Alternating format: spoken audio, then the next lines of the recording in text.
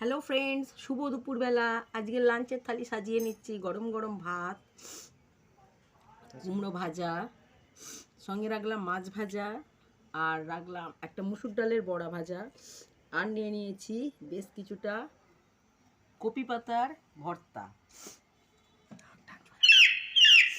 আর নিয়ে নিচ্ছি আজকে, যেহেতু একটু সর্দি কাশি হয়েছে, একটা নতুন টোটকা হচ্ছে, সেটা হচ্ছে কালো জিরে গুঁড়ো আর একটু গরম ভাতে ঘি দিয়ে কালো জিরে গুঁড়োটা খেলে খুব ভালো লাগে।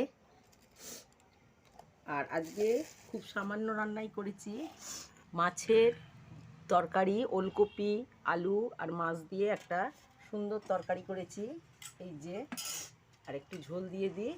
তো আজকে লাঞ্চের থালা সাজানো কেমন হয়েছে অবশ্যই একটি কমেন্ট করে